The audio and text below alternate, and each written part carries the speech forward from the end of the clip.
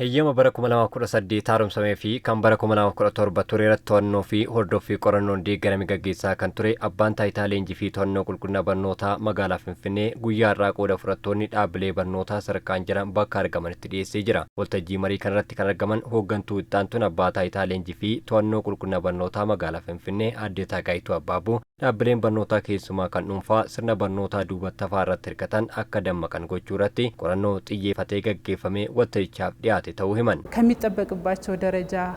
ማሟላት ያልቻሉ የግል ኮሌጆች አሉ። ኮሌጅን በርኖታ ኬሱማ ከን ዱንፋ ቦደት ያፋኒ ጅሩ ዳብሌን ኩኒን ወልተጂ ከነራቲ ቃዋ ኢሳኒ ቢፈ ቆራኖን ደገራሜን ኦፍ ኢላላ ቱረኒ ከኔን ብራራይስ ሙጠኖ ቆደቱ ዳብሌ አካታ ሆርዶፊፊ ተዋኖ አባታ አይትቻን ኡላጋ ጉታኒፍ ቤከምቲ ከኒኔራ ዳብሌን ኩኒን ዳሎታ ናሙሳን ቴክኖሎጂን ጋሆሜ ኦምሹ ኬሰቲ ጋሄዋን ቀበኒፍ የሮ የሮርቲ ሆርዶፊፊ ተዋና ጭምሱን ሙርቴሳዳ ዳብሌን ኩኒን ኡላ መዳሊ ካሜን ኢላለሜ ቁልቁልና በርኖታ ሆጅራ ኦልቹን ከንደንዳሙስ ሀለ ከናን ሆጂን ኢሳኒ ሰደርካ ረጅሩ ሆርዶፉን መዳሉን ሰገንታ ከንረቲ ቆረኖ ዲያቴን ዳብሌን በርኖታ ዱንፋስ ተዬ ከን ሞቱማ ቁልቁልኒ በርኖታን ሰደርካ ማሌረቲ አርገማን ካንጅረቲ ቆረኖ ዲያቴ ከናን ኦፍ ኢላለኒሩ ካንጅረን አሞ ቢሮ በርኖታ መጋላ ፍንፍኔቲ በከ ቡዋ ዳይሬክቶሬቲ መዳሊ ቤከምቲ ዳብሌ በርኖታ ካንታን ኦቦ ቢኒያን ፍቃዱቲ ቡዋኒሳ ዳበታሊን ባላተው Finfinnee keessatti magaalaa Finfinnee keessatti argaman maalirra jira standardin keenya maalirra jira madaalli kana kan gaggeessine bara 2017 yeroo ta'u eeyyamni kun kan kennameef fulbaana bara 2018 irraa jalqabee hanga bara 2019 tti eeyyama ogummaa argatanii akka leenjisanidha. Kanaafuu bu'aan isaa immoo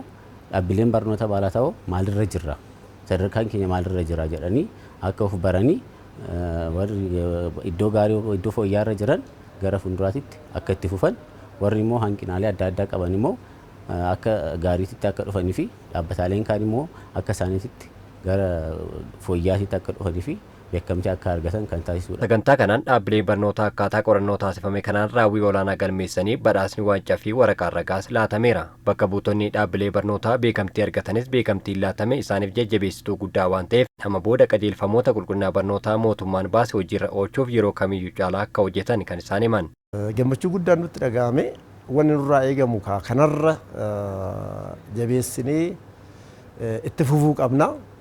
waan arganne kan ammoo kophaatti jijjiirama akka biyyaatti fiduu hin dandeenyu kophaa keenyatti ammoo feellinee hojjenne maaliifii humni keenya muraasa waan ta'eef jechuudha. Kanaafuu ittaansinee waan gaarii qabnu ormaa qoodaa warra nu wajjin hojjetaniif qoodaa waan nu hanqate immoo warra biraarraa yookaan warra kolleejjii biraarraa fudhachaa kanarratti cimsinee itti fufuu barbaanne. Barattoonni keenya galanii leenjitoonni keenya keessatti qaramanii achi ba'anii jireenya ofii ittiin fooyyessan iddoo itti galaa jireenya isaanii fuulduraa itti fooyyeffatan itti qaramanidha waan ta'eef achi keessatti nu gahee keenya akka dhaabbata balaataa'oo mootummaatti gahee nurraa ergamu waan baaneef guyyaa irraa kan kolleejjota mootummaa keessaa sadarkaa duraa irratti kolleejjota mootummaa fi miti mootummaa immoo waliin dorgomne immoo lammaffaa ba'uudhaan akka magaalaa Finfinneetti badhaasa kan arganne irraa gammachuu guddaan nu dhaga'ama jechuudha. Galtee gaarii dhiyeessuudhaan akkasumas immoo leenjii gaarii kennuudhaan dhumarratti bu'aan ijoollee keenyaa gaarii akka ta'uu fi hojii uummatanii akkasumas seektaraalee adda addaa keessatti qacaramanii akka isaan hojjetan hojii guddaa hojjechaa jirra jechaadha.